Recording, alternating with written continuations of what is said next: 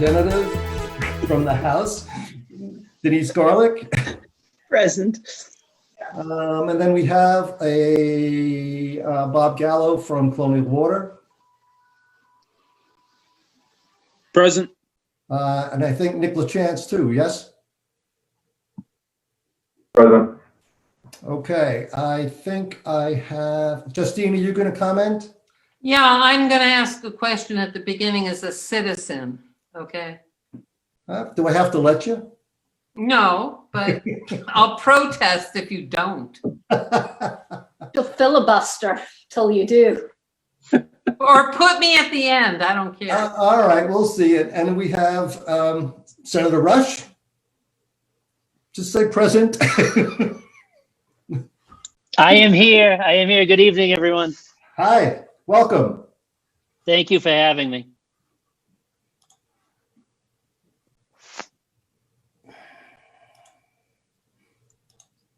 So I will start with citizen comments. Justine Kent Uritam, 23 Haven Street, Dover. As you know, I've been very involved in water issues for many of the 45 years that I've lived in Dover.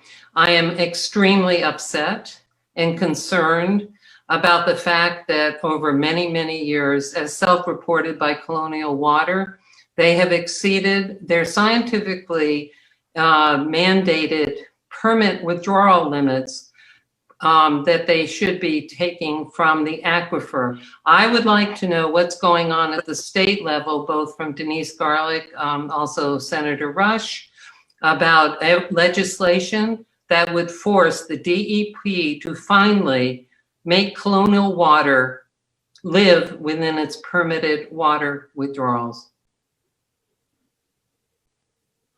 Okay. That's it.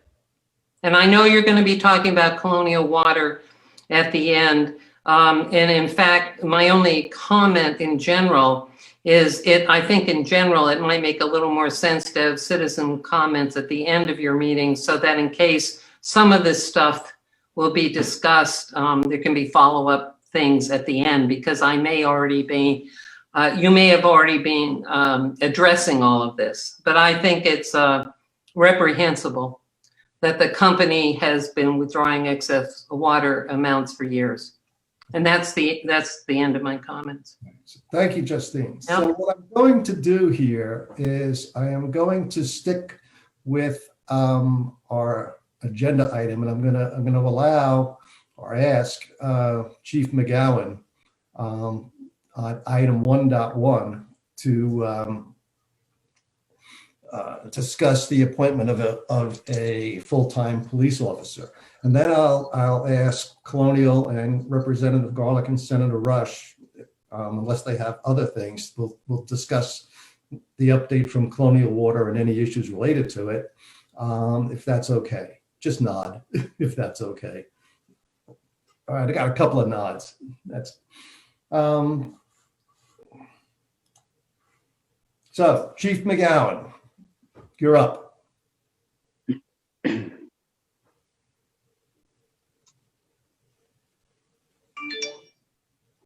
Chief? Mute. It looks like the screen's frozen. Oh, Chris, you want to text be him? having connectivity problems. It does look like he probably lost internet. Yeah.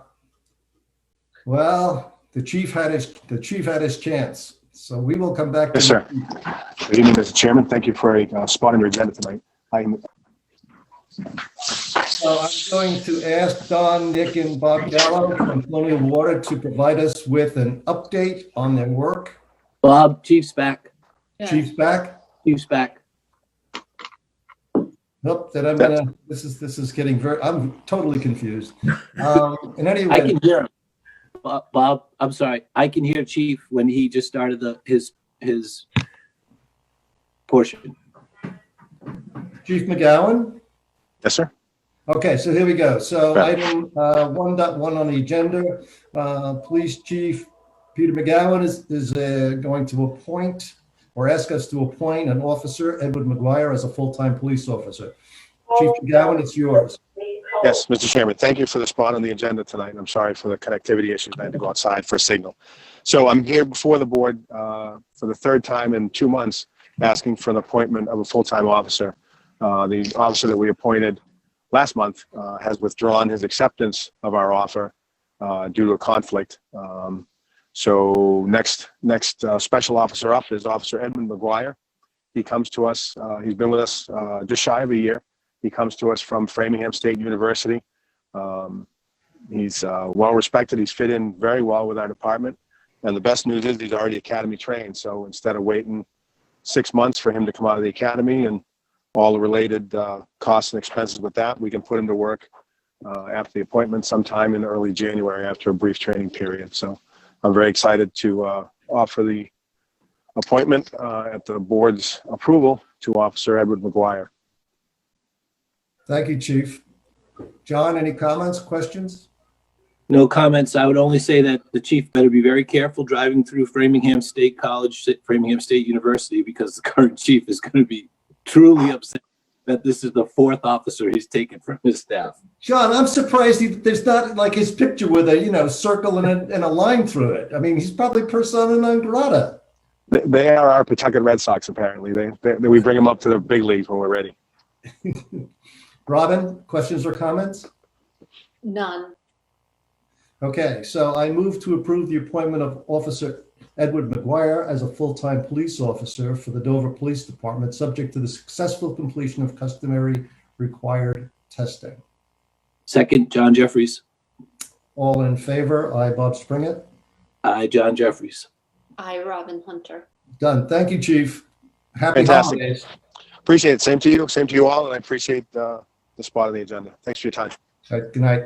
Okay, so it's Don, Nick, and Bob would give us an update on what's been going on with Colonial Water and the E. coli and the Log4 containment system. And I've noticed that the pipes are in, the trucks are gone, and I'm assuming everything is hunky-dory. Yes, this is Bob Gallo. We were constructing the system through late October into November, and had our inspection by the DEP just before Thanksgiving. So the disinfection system is online at this point, working well. And there's just some minor items that are not related to the actual operation of the four-log system that will be taken care of over the next month or so. And construction went rather well. There was a bit of disruption in the area, during construction, just on the road, and there was a lot of vehicles on the road. But other than that, things went very well. So we've currently got all the equipment in and operating. So we're meeting the four-log requirement now under the new system. Thank you. Two things from me. One, I noticed all those trucks because I live on Francis Street, but the guys did a nice job. They were a good crew. And the other thing is, it appears that we had a couple of issues that related to the chlorine in the water. I'm assuming that the pipes now that the chlorine is diluted further, and there shouldn't be the strongest smell and taste of chlorine. Is that right? Well, right. We are going to, right now we're, fine tuning the system. We have, we're going to start dialing down the levels, so you will see a decrease in the levels there. We'll maintain, a level that will provide, a margin of safety between the regulatory limit, the bottom threshold for the chlorine levels. So there will be a little bit of a safety factor there that we'll maintain. And then we do have instrumentation that monitors the chlorine levels continuously. So the way the system works is, if the chlorine level gets a little too high beyond the point that we set, or too low, it's going to send us a notification so that we can, address the situation. But overall, you should see the chlorine levels come down over the next couple of weeks. Okay. All right, good. Thank you. John, questions or comments? Thank you, Mr. Chairman. So I'm for Bob or for Nick. I just went back to my notes, Bob, in preparation for your presentation this evening. And in June or July, I asked you about the manifold system, and you said at the time when you were going to, or you said subsequently after we had discussed a couple of the different impacts of the system, that these changes you were going to assess the current system, and that these changes wouldn't impact that in any way.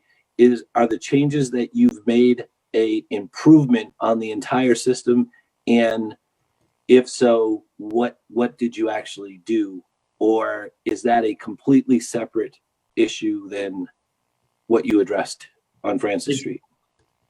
When you say the manifold system, are you talking about the system inside the Yeah. station itself?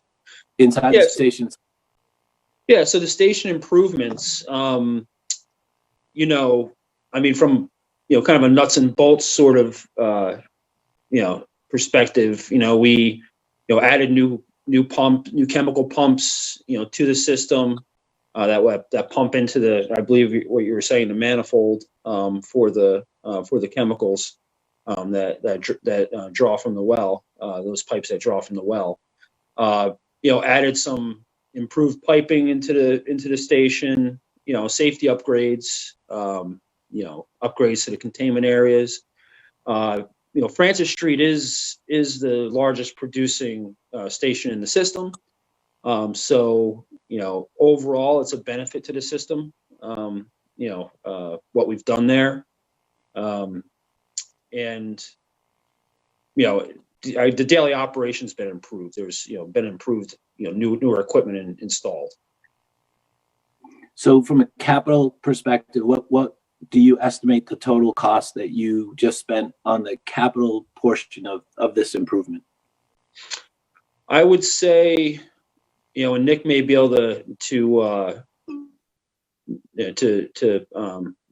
comment on this as well, but I would say that we're looking in the neighborhood of, would that be around 225,000, Nick? Yeah, that's probably a pretty fair estimate, Bob. I would say you're going to be anywhere from 2 to 250 in capital improvements, and from an expense standpoint, that the episode that was incurred due to the episode, that's probably somewhere in the ballpark of another 100 to 125,000. So overall, we're looking at essentially a total project of somewhere in that $350,000 to $400,000 range, capital and expense. Got it. Thank you. That's it for me. Mrs. Hunter, any questions or comments? I do not have any.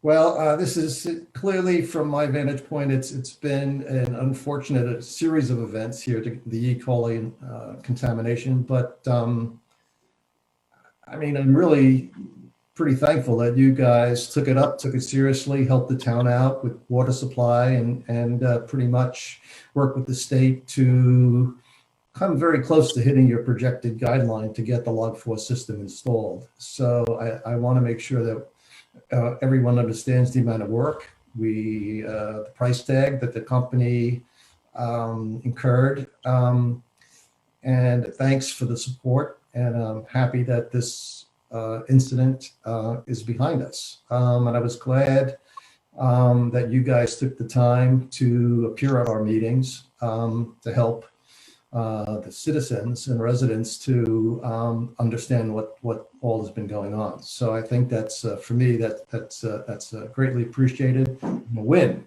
But now we have to come back to the citizens' question about continually or consistently overdrawing, I guess, state limits.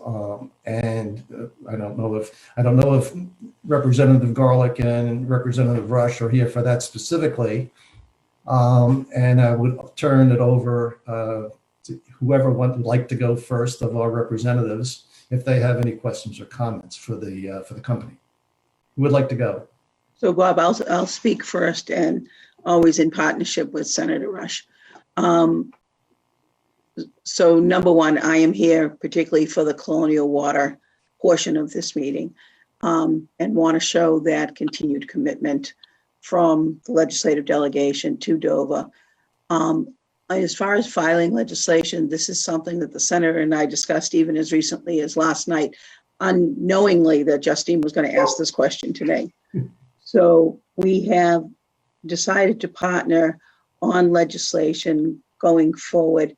And for me, I don't have the legislative language in front of me. It's going to take a lot of work on the part of my staff, on Senator Rush's staff. My staff has already reached out to Representative Carolyn Dykema, who is a leader in the House on the issues related to water, to get input and advice from her staff. But I think the legislation should meet two goals.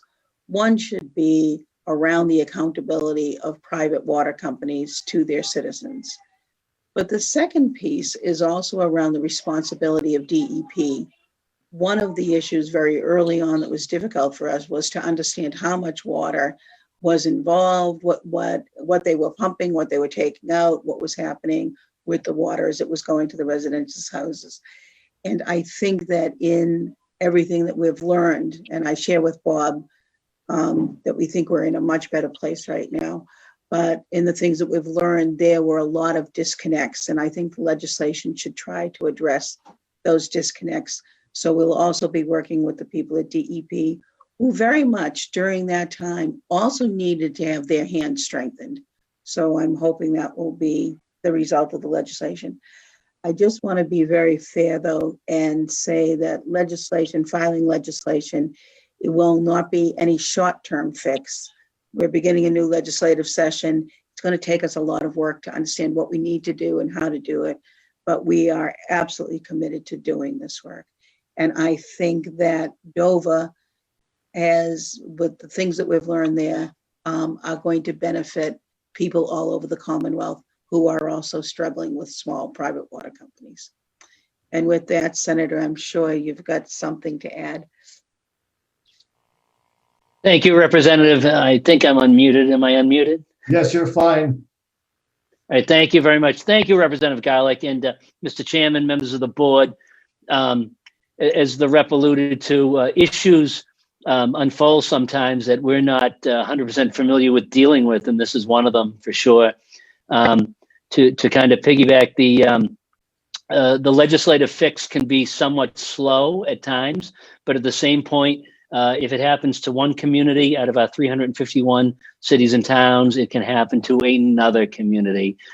So we take the approach to learn with a long-term goal of ensuring that these things don't happen again. And a legislative fix, I've reached out to, on the Senate side, Senator Jamie Eldridge is an expert in water issues for communities like yourselves. So we want to make sure that moving forward, we can live and learn. Always that full accountability is the standard bearer, not the exception when it comes to folks who are directly affected by these issues. So we look forward to your input. We've had wonderful discussions with Chris Dwelly, who's been phenomenal on this. So we look forward to it, and we will get to where we need to get so that this type of issue will not happen again. Thank you. Well, thank you, Senator. It's always good to grab the silver lining. I mean, this is a long stay. It's been an ongoing issue, and sometimes you just need an event to crystallize what needs to be done. And to me, if we can actually turn something that like this into quite a positive, not only for Dover, but obviously for the Commonwealth, and we can work collaboratively with the various and sundry water companies, that's a super win. Water is a precious resource. We need to be really careful. We need to understand all the ramifications of water sustainability, and everything that we can do along those lines will clearly pay huge dividends. I really, Denise, I appreciate all your work. I appreciate the time you spend with us and for us. And Senator Rush, I don't get to see you as much, but I'm starting to feel the same way. and it's very much appreciated. I'm going to ask John if you have any comments or questions. Yes, I thank you, Mr. Chair. I'll be very brief. So one thing that I think is missing from what Justine spoke of, how Colonial exceeds consistently their withdrawal amounts. I just would like to point out, Colonial doesn't drink the water. Colonial doesn't irrigate their front lawns. Colonial doesn't, it's not Colonial that is consuming the water. The water is consumed by the town residents. So Colonial is exceeding the amounts because the residents are consuming in excess of what Colonial can pump. So there's, accountability rests not only with the people who are pumping, but the people who are consuming. So if we're going to craft legislation, I would strongly suggest legislation includes something along the lines that we can hold people accountable for overconsumption. That's it. Thanks, John. Robin?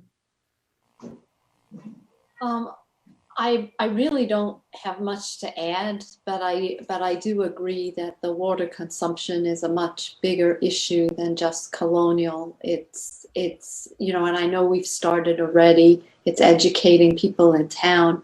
We basically are all accessing water from the same aquifer. And my guess is everybody's overdrawing what's allotted to them during the summer months to have green lawns. So I think it really is an education process, and I think legislation will really help as well, because it is a very important resource for all of us. Thank you, Rob. I'm sorry? It's Carol Lisbon. May I say something? Sure. Appreciate it. Only because of your seniority. Thanks. I'll take for whatever. I'm very pleased to hear the three of you say what you just said.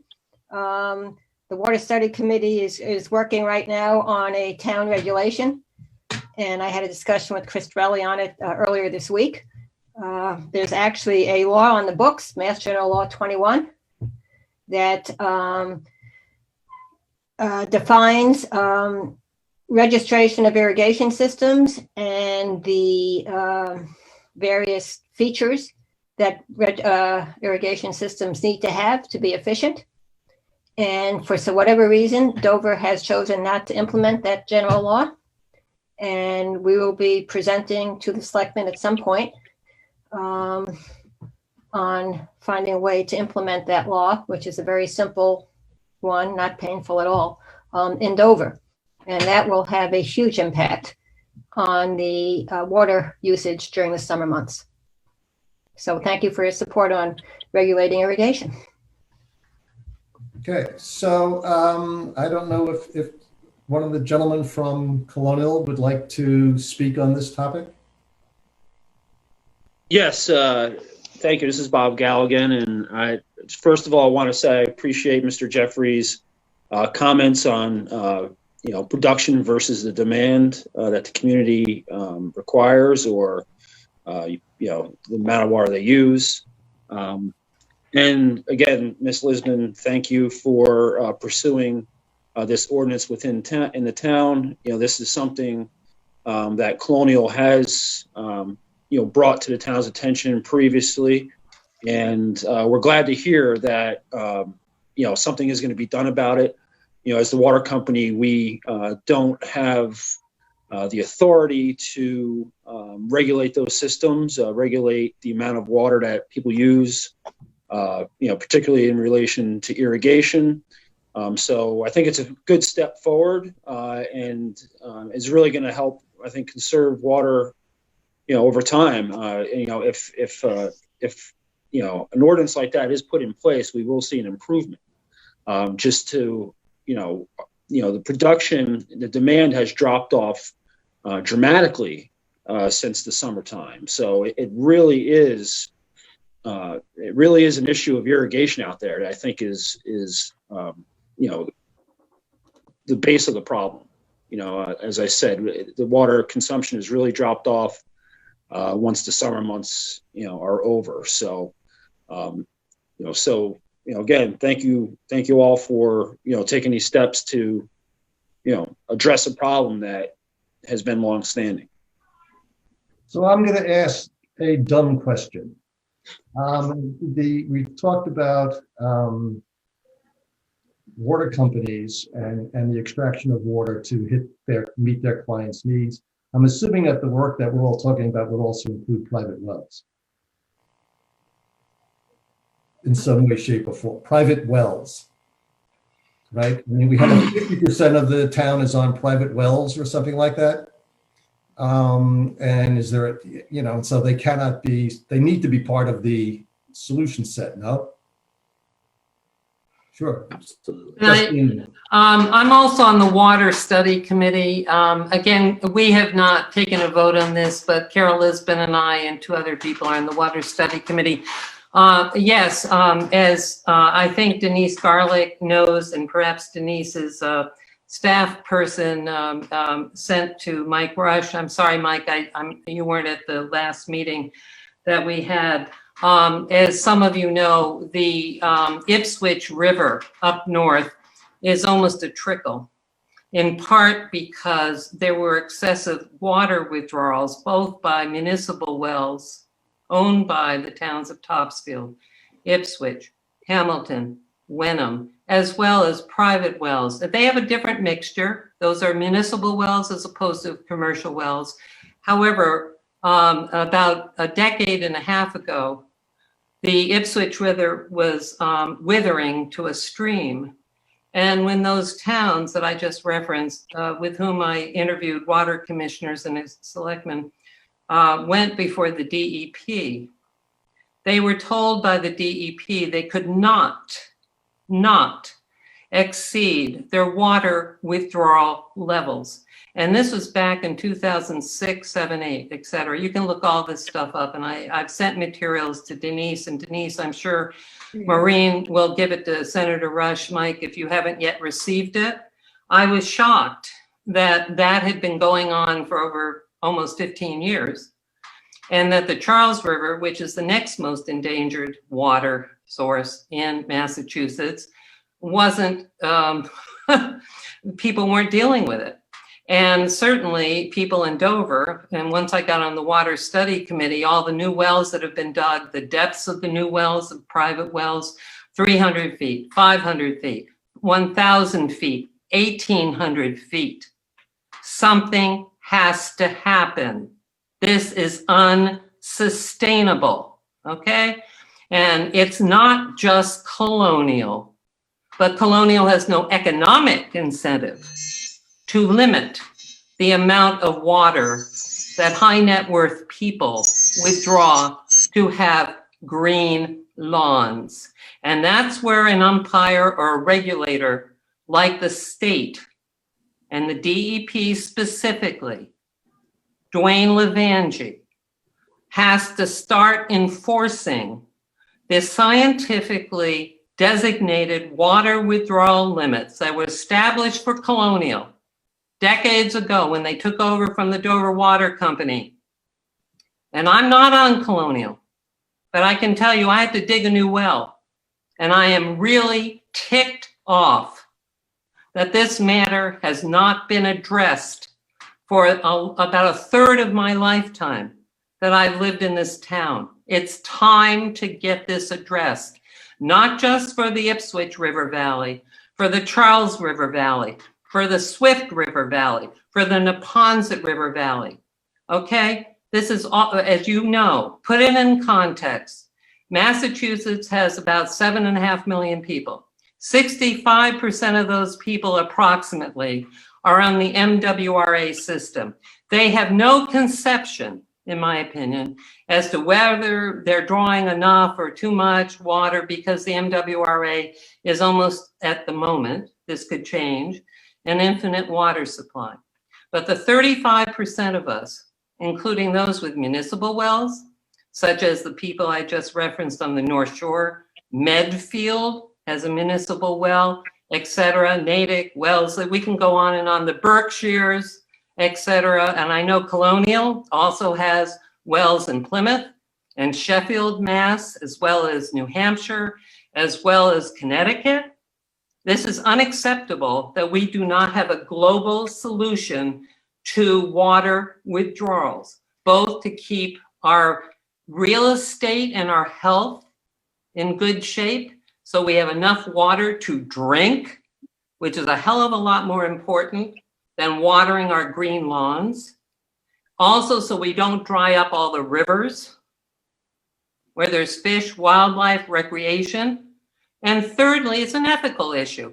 I don't care if there are people in Dover who are making $1 million a year who feel that paying $1,000, $5,000 a month or whatever is worth it. There are people like me that are not making $1 million a year. I'm not poor, but I think it's unconscionable that people are taking from the common good to satisfy their own private needs.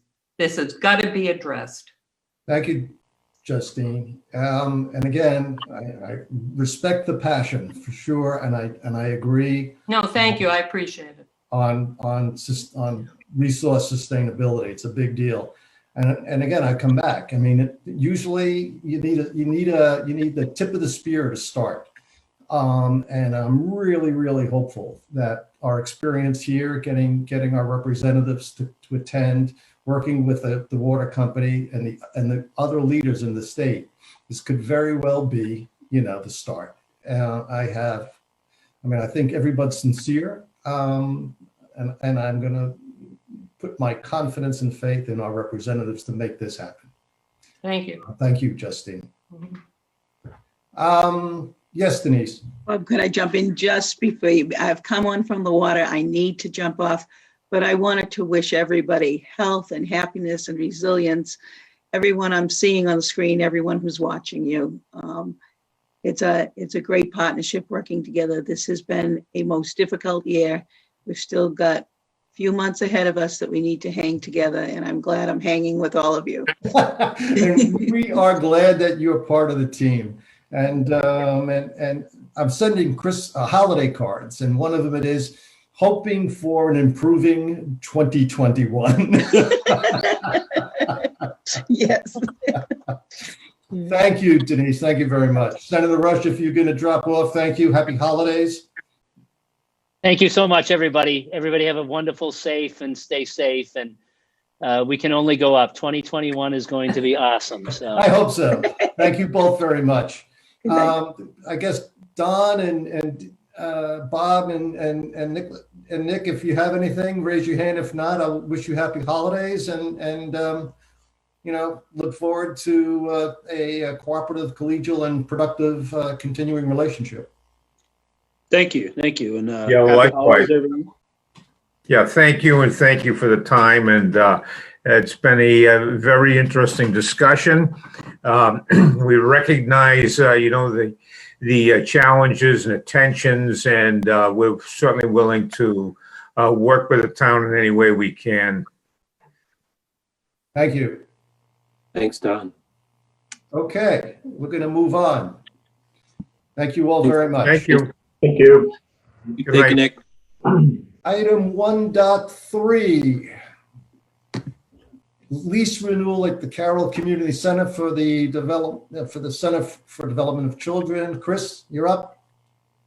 Thank you, Mr. Chair. The CDC is a license holder with the town. They are one of about 3 or 4 now at this point, whose annual renewals come up in the springtime. But I wanted to bring this up for discussion with the board this evening as it relates to CDC, because there's a few things at play here. One is the future of the building based on an anticipated vote in the fall. And the other is CDC's need, if they continue with the town, to plan for the upcoming school year. So as I've dialogued with the team over at the CDC, they indicated that this time is when they typically start to plan for next year's school year. And they have indicated to me that they would like to stay in the building as long as possible. So what I wanted to get a sense from the board this evening was your comfort level with the CDC remaining a license holder for next year. Again, the licenses don't come up until the spring, but I didn't want to go ahead and tell them to start planning for next year without getting an indication from the board that that would be acceptable to you. As it relates to the future of the building, as everyone knows, we are anticipating a fall town meeting vote for the two options of the future of the building.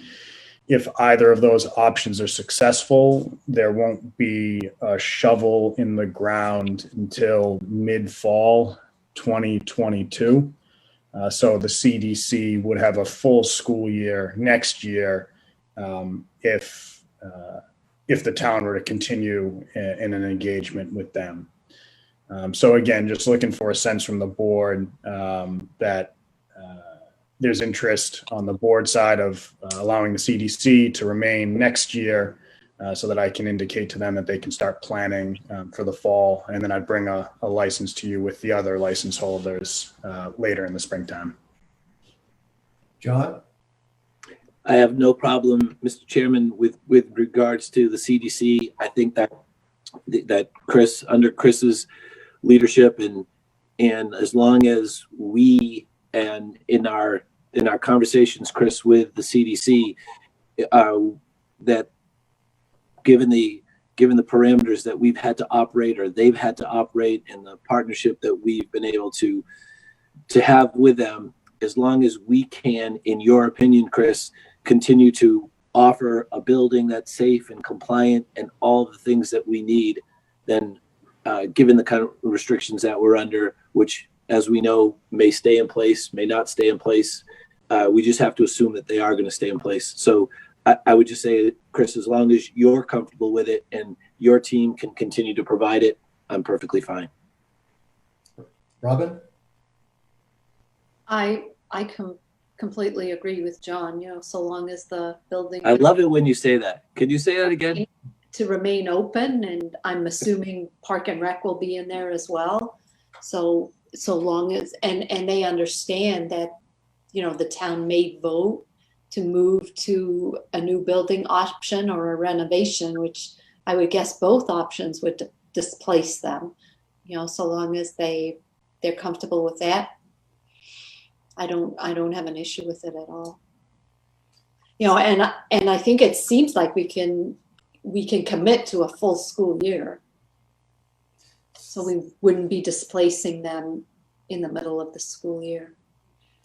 My understanding, Chris, is that the lease as it has been executed, it seems to play like a month-to-month lease. Is that right? Where we have a right to sort of end the leasehold if there's a reason? No, they pay on a monthly basis, but the lease term is a full year. It mirrors the fiscal year of July to June, which matches up to to their school year. But we do have there is a termination clause for the town if we were or if we needed to end the lease earlier in the term. So maybe that's what I was thinking about. Yeah.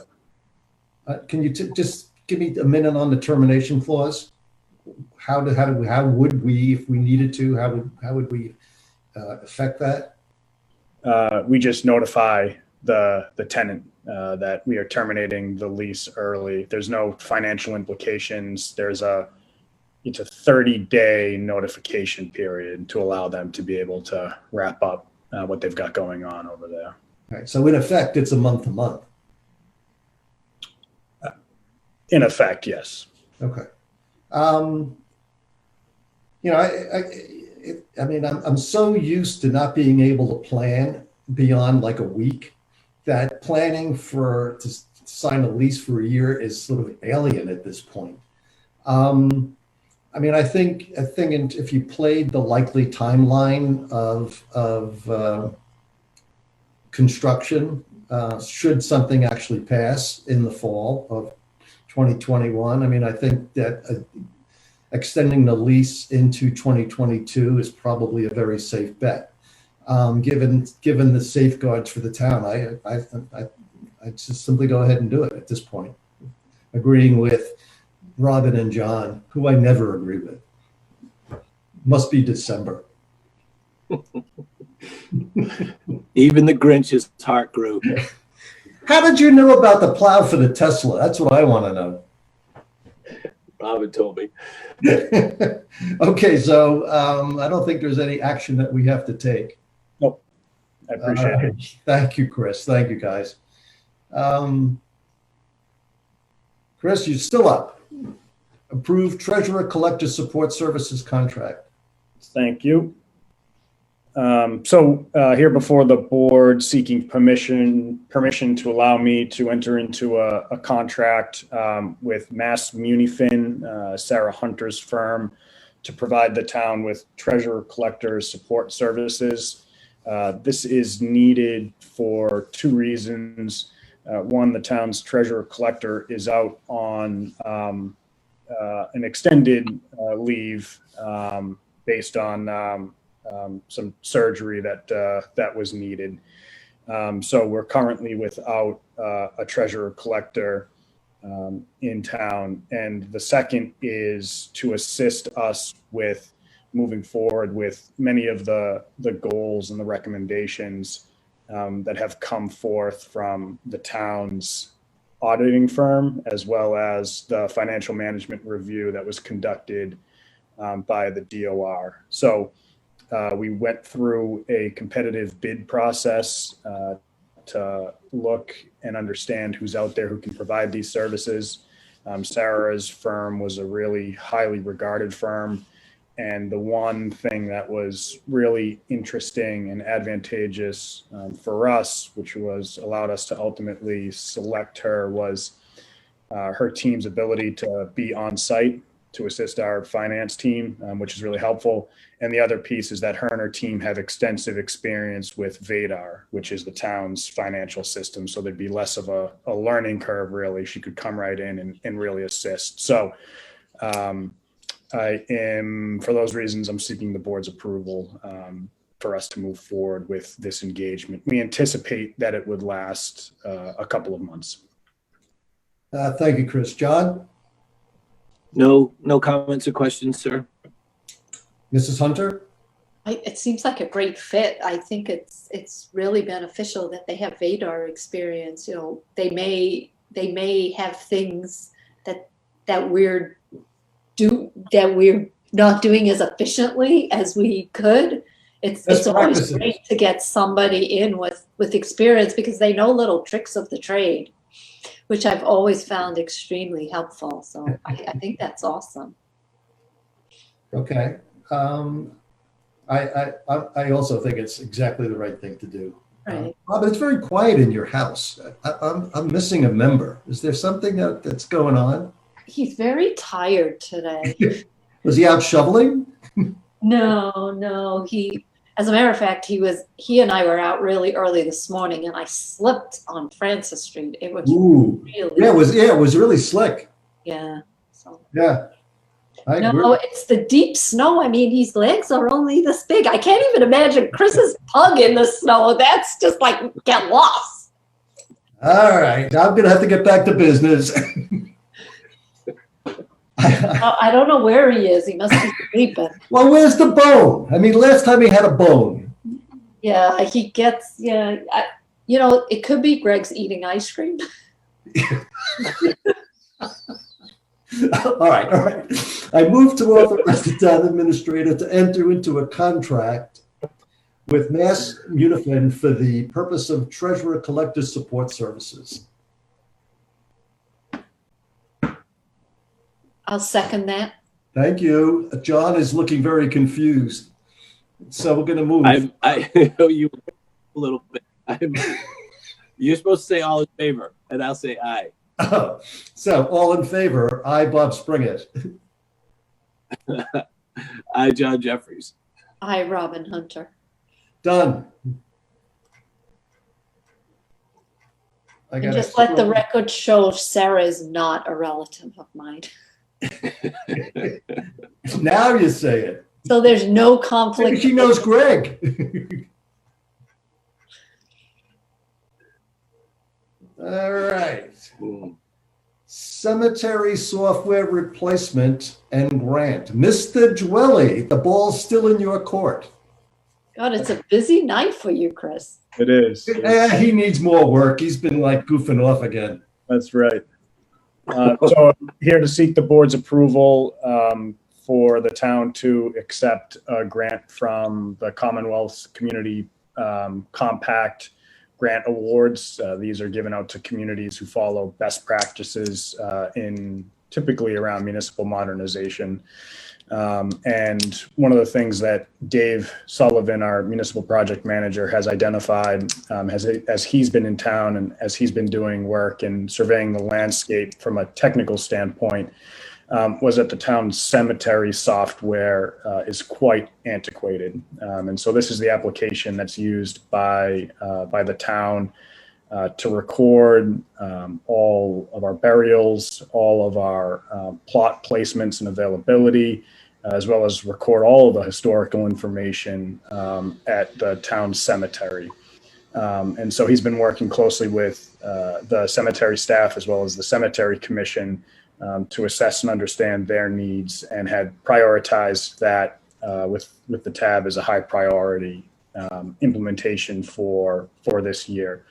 So the Community Compact Grant Award period had opened up, and we went for a grant award and we received it. So the grant will pay for the first year implementation fee as well as the first year's annual cost.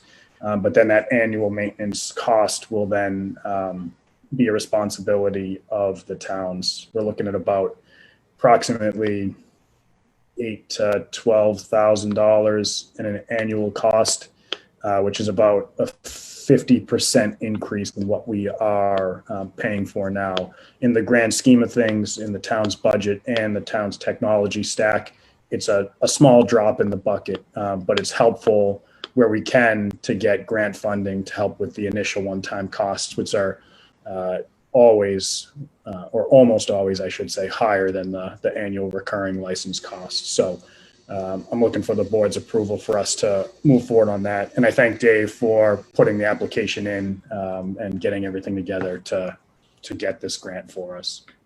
It's just really terrific to be able to reach out and get a little help on that item. I'm sorry, Robin. And Chris answered my question because I couldn't figure out what cemetery software was for. Well, the current system is ready for placement in the cemetery, as I understand it. Did we? And it has self-selected a very nice location. Pre-purchased. That is just weird. Oh God, John. Well, I was John gonna add to already that. can't focus tonight, so. Who, John or me? And I you're was also plowing. There was casual. too much I time think with the it's snow. You're very casual. I guess it's a snow day. It is a snow day. It was a snow blowing day. Goodness. Oh, I did go to work. I want you to know, to my office, full day. So would you like me to second that? Yes. Sir. I didn't make a motion, so I wanted to know if you had a comment. No, I did, but after your placement in the cemetery. Nope. No comments. Okey doke. Then I move to approve the grant agreement between the town of Dover and the Massachusetts Executive Office for Administration and Finance for a grant not to exceed $30,000 for the implementation of a cemetery management software. Seconded, John Jeffries. All in favor? I, Bob Springett. I, John Jeffries. Hi, Robin Hunter. I move to authorize the town administrator to execute all documents related to the grant agreement between Dover and the Executive Office for Administration and Finance for a grant not to exceed $30,000 for the implementation of cemetery management software. Second. Good job, John. All in favor? I, Bob Springett. I, John Jeffries. I, Robin Hunter. It's only taken like 4 years to train him, so, you know. He was on it. He was sort of- doing so well, and today he's just not completely focused. That is so. You just said you agree. It must have been all the snow blowing. He's exhausted. So allegedly, he said 2 driveways, but I don't believe him. I did. I did mine twice, but Yeah, my husband did ours twice, and ours is very long. yes, I know. And also has like dips and curves. Not the best. Appointments. Oh, this is, so I don't know why I should let Chris do this because he's been on a roll. So the Board of Fire Engineers has requested that the Board of Selectmen appoint Kate Canny to the board to fill the unexpired term of Jay Hughes, who retired on December 7th, 2020. So Ford had provided everyone with some background information on this. And I just wanted to make a comment or two as I usually do, and point out that Jay has served on the fire department for 55 years. If you go 55 years, that's 1965. He's been on the fire department in any number of capacities, and that's just a remarkable commitment to the town, and a remarkable tenure of service. So I think if you would allow me on the behalf of the board, we wish Jay a happy and long retirement. We greatly appreciate his service to the town and all that he's done over the course of 55 years. Thank you very much. I'm going to ask the board, I mean, it's just funny. A couple of months back, Henry Faulkner retired from the planning board. And I think he served for 27 years over a 5-decade span. So since he only worked for 27 years, I'm going to ask Henry to come back. He has a little bit more time to serve, you know, to get up there with Jay. So, I mean, it's just interesting that in a very short period of time, we've lost a lot of years of service to the town of Dover, and I'm sure it's going to be very difficult to fill those boots. Again, thank you, Jay. Now, I don't know Kate Canny, so it will be, I think Miss Canny has been on the warrant committee for about 105 years. And she's well-versed in what's going on in the town. Ford had told me that her dad, I think, was in the fire department in the town where they grew up. And she has a great interest in serving the town and working on the fire board of engineers. Or does she just want to ride on the fire trucks? She probably wants to, do the horn. That's what I always wanted to do. Maybe when you retire after 55 years, we might be able to arrange that. I'm not going to tell you what I was doing in 1965, but it wasn't working And on by the fire then, Bob, department. it may be a Tesla fire truck. That's up to the capital budget committee. I know someone.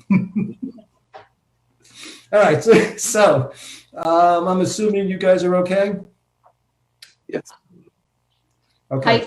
I think Kate has really been a great volunteer for the town. I think she started out on the rail trail committee. I believe she served on warrant for 6 years, and she was chair for several years. Yep. And I'm great that, she can once again serve the town. She really understands finances. I did not realize the fire connection in her family life, but I think it's a great fit, and I think Kate will do an excellent job, just like she's done for all the other things she's volunteered for. I agree. John, anything to add? I agree. I agree. As Robin said earlier, she agreed with everything I said wholeheartedly. I would say the same thing. I agree with everything Robin says wholeheartedly. Excellent. I am convinced John doesn't feel well today. It might have been a little snowblow, little schnapps, you know? I mean, I was thinking that, Bob. That's what I was thinking. But No. all right, come on, calm down. I move to appoint Kate County to the Board of Fire Engineers to fill the unexpired term of Jay Hughes for a term ending June 30th, 2023. Seconded, John Jeffries. All in favor? I, Bob Springett. Aye, John Jeffries. hi, Robin Hunter. Done. Board of Selectmen updates. Bob Springett. Board members will provide updates. Robin, any? I actually went on the open space walk this weekend. And they have a very good COVID safe system. You sign up online and they limit the number of people that can participate. And they got, a good turnout. It was nice. Everybody wore masks. It was really kind of a nice outing. So. Yeah, I think, people are adapting. A lot of people are adapting on the COVID front. And I just hope they can sustain their vigilance through maybe half of 2021. So it's not the time to relax. It is the time to be careful, follow the protocols and stay safe. So I'm glad to hear that these things are being institutionalized to a certain extent. That's great. I think it's just so nice for people to be able to do things safely outdoors. So. Yeah. But I had mentioned it to somebody in my neighborhood and it was sold out. I mean, sold out. They had hit maximum capacity and nobody could. They wouldn't take additional people.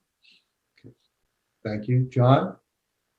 Just two quick things, Mr. Chair. One, Mr. Lewis on Pagan Lane, Pagan Hill, passed away this week. I know that Amy sent a notice out to the Board of Selectmen and to the Selectmen's office. I just wanted to officially recognize that.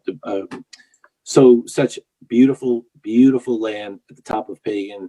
And for the people who are listening and watching, please take a chance. Please take a chance. If you get a chance, please take an opportunity to go up and to just see what a beautiful resource that open space is to the town. So that was just real briefly wanted to recognize that officially, Mr. Chair. And then also to officially say to Bobby Tosi and to all the people at the highway and all the people who were responsible for snow removal last night, well done. Very well done. Just and all day today. I mean, it snowed all day today. Yeah, it's one of those things that we tend to take for granted, but it's just an amazing operation. It really is. I know you both don't believe it, but I did go to work today, and driving through Dover into Needham, it's night and day. Yeah. Oh, yes. Night and day. Yeah. When I years past coming back from Boston, in a snowstorm, I would hit the Needham line, then I'd hit the Dover line, and it was just unbelievably different. And it's great. That's a great tradition of it. And thank you guys at the Highway Department. Doing a really nice job. Appreciate it. I wonder if Craig Hughes woke up this morning thinking he could jump into, I'm sure he missed being out there with us. He loved that. He might have been out for all we know. I don't know. I would see him and he'd always roll down his window and say hi. So Chris, do you know what the official snow count was in Dover? I don't know the official. All I know is that they had just wrapped up about an hour ago cleaning the road. So it was certainly a marathon session. I was over a foot, but I don't know the exact. So I'm guessing around 15 inches. Yep. You think? Yeah. That's about what we got. Okay, so I have... because everybody from New Jersey was telling me they got 18. Yeah, 7 inches. Oh, we got 7 inches. Well, yeah, right. We have a lot of snow too, That doesn't even count. I have several things on Carol. So this is just for it's kind of information. So the committee is still thinking about storage space and the potential to use Whiting Road. So that you should just keep a note of. And I'm not sure. So right now, as at the last meeting, we went back to the architects to try to make sure we understand what the storage requirements might be. And so they should be getting back to us probably early next, I don't think Monday, but I think early next year. So that's an open item that the board may have to deal with. We have we're putting together frequently answers to frequently asked questions. That's likely to I'm not sure. I know we focused, the building committee, Ford and Ruth and I, on questions regarding a pool, full-size gym, and space for the CDC. There are other questions that people have raised and other issues that have popped up. So I'm not exactly sure when that document may be distributed, but it's actively being worked on. And then there's been a series of discussions around the outdoor space. And so right now, the preliminary drawings from the architect emphasize active outdoor space. And we as the board should be thinking about, we as the board should be thinking about the aesthetic of space in the center of town. So again, these are not urgent, these are just issues that are coming up that I want my colleagues on the board to be aware of and give some thought to. So what is active outdoor space? Like basketball courts, or is that? Excuse me? Is it basketball courts or? Yeah, sort of, yes. But, yeah, basketball courts and other, other athletic recreational type activities. But the problem is that as we look at different configurations, we're not sure how much space parking is going to take. There's like 51 spaces. Everybody complained about not having enough spaces of the committees that we've looked at. And so there's this really a relatively small lot, 3-acre lot. Right. And it's sort of challenged because of hills and valleys and dales. And so it's just something, again, I just raise it so that you're aware of it. And if somebody asks about it, it's being worked on. But again, you may want to be thinking about what should the town center look like. Well, I think that's an important thing, and maybe when the land use / town planner comes, that's something we can really think about. What does the Dover town center look like? Right. Does it remain the way it is? Are there other things that can be there?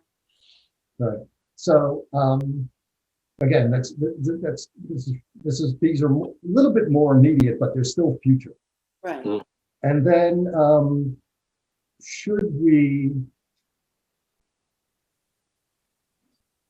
at some point, we need to think about the special town meeting.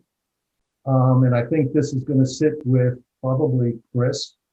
The way it's mapped out right now, it might be complicated. I don't think it's going to be, we may have two, a new option, a new build option, and a renovate option, and there may or may not be flavors of those. And then we may or may not have citizen petition warrant articles. So depending on how the next couple of months go, we may have to think very carefully about how the voting at that special town meeting occurs. But again, it's not immediate. It's just something that I want you guys to be aware of, and you can, when the time comes, give some thought to. And then there's two other issues that'll come up. One is operating costs of either of those facilities, which are likely to be much higher than what we spend today. And I think there's CMAC is looking at other community centers to try to get a handle on operating models and hopefully operating costs. And then lastly, should something pass, we have funding questions that will come up, particularly around things like philanthropy. So that's how, all this is sort of getting jumbled up with the current work that is really focused on getting the right size building, getting the right size space, get it allocated to the right places. So the adjacencies, et cetera, et cetera. So that's what's going on, and thinking a little bit about what may happen over the next several months. Chris, do you have anything to add to that? So I actually have something to add that we should probably think about. And if you did talk about this and I wasn't paying close attention, I apologize. But it's not only the increase in operating costs, it's also the loss of revenue that we're currently getting from a much larger building. So. Yep. So it's almost a double whammy to the operating budget. So it's important to understand that. Yes. I think there's some savings, maybe there's some things we can do on utility costs, but you know, the revenue that comes in from that building is significant. Right, but it's probably just the one Right. licensee. Right, exactly. And there probably are opportunities to rent space. Right, I just think, you know, I think that's going to be something that's going to come up. So we should think about what our answer is and think about how to address it. Yes, the question's been asked about. Oh, I'm sure it has. I'm never the first. Right. So yes, we have to give it some thoughtful consideration. Right. That's it for me. Okay, we're going to move on. No, so we have the January 7th proposed agenda. It looks pretty good to me, except for the tree removal bids. I have serious questions about that.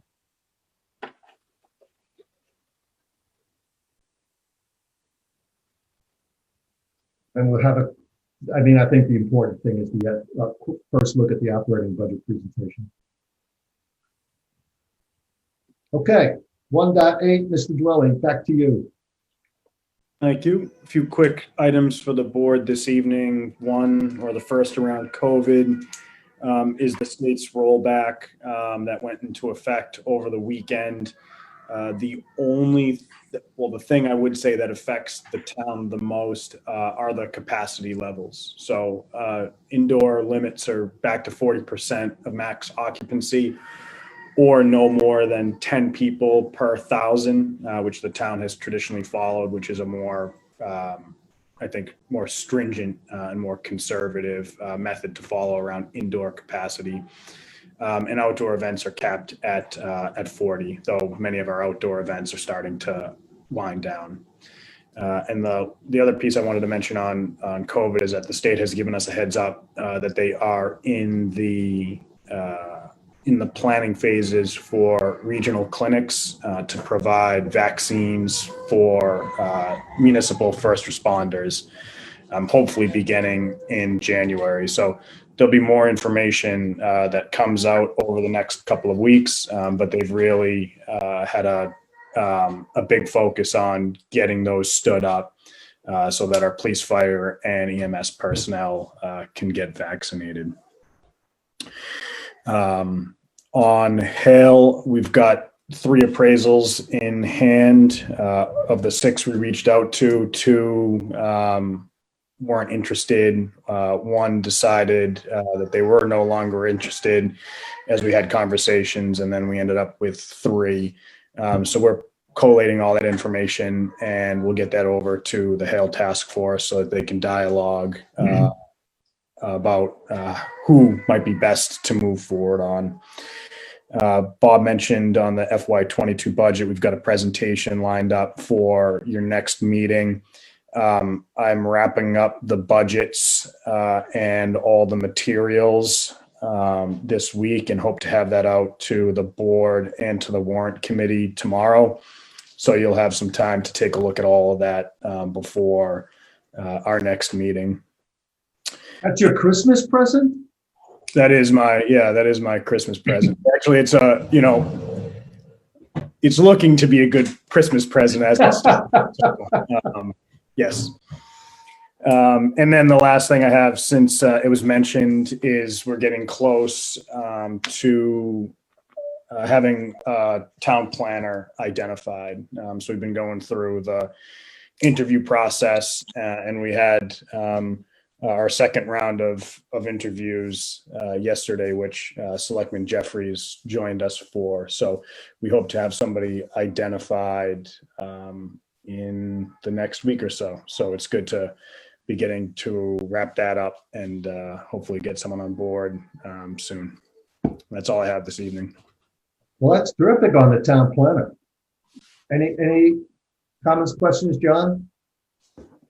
No. No. No. No. Kate can fill you in on the town planner interview. No, Kate did a great job managing that process. Well done. Robin? I do have one comment, and Chris's comments around COVID triggered it. So I want to remind citizens that the town does not send out emails regarding COVID and the status of COVID in the town, but there is a dashboard on the website that is updated regularly. And, if you want to get regular updates, you can sign up to get those from the town website, because there was some commentary on non-town controlled social media pages. And it's a little frustrating because the information actually came off the town website, which made me laugh a little bit. But, so I just want to, the information is available. It's regularly updated. The town is limited as to what they can say, but we do give the number of cases on a regular basis. And I would encourage citizens to go look at the town website.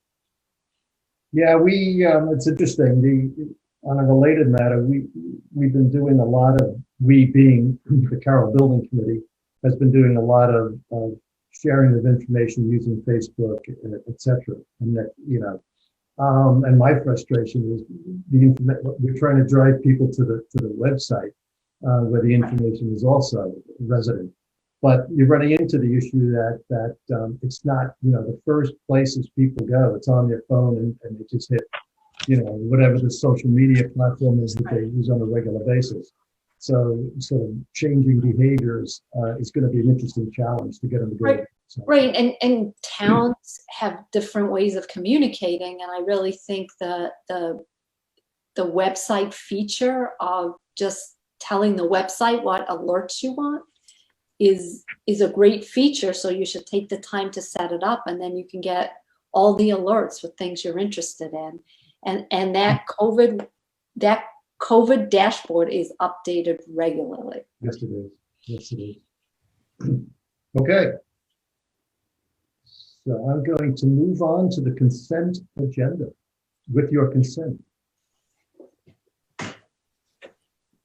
So we're being asked to approve open session meeting minutes for September 3rd and 17, 2020, and to approve common particulars. No, bituminous. I love that word. License for Dover Deli, Dover Market, Dunkin' Donuts, and Poisson Farm. Questions or comments? Hearing none, I move to approve the consent agenda as presented. Seconded, John Jeffries. All those in favor, aye, Bob Springer. Aye, John Jeffries. Aye, Robin Hunter. Thank you. Hang on. John, is that tree real? Yes. We've been remiss on holiday trees. And I went yesterday to take a look at what was at the Legion. There were 4 stumps that made Charlie Brown's holiday tree look lush by comparison. So I might wind up with a Christmas bush. I don't know what's gonna happen. Robin, but can I just tell you, you gave me that tree. You and Bob and you gave me that last year when my mother died. That Really? was what, yeah, Mona, that's what Mona picked out. It's beautiful. I mean, It is. It Right. is absolutely beautiful. good job, Mona. Yeah, Yeah. where would we be without Mona? So, okay. So with that, happy holidays. We'll see everybody soon, like tomorrow in some cases. And we should have a motion to adjourn. And stay safe and healthy through the holiday season. To everyone. To everyone. Thank you. I guess so moved, Mr. Chair. Adjournment. All right. Second, Robin. I'll second. Here we go. All in favor. I, Bob Springer. Aye, John Jeffries. I, Robin Hunter. Thank you all. Kate, thank you for the work and for the work on a town planner. That's terrific. We'll probably see each other before the end of the year. So looking forward to it. Be good, guys. Have a nice evening.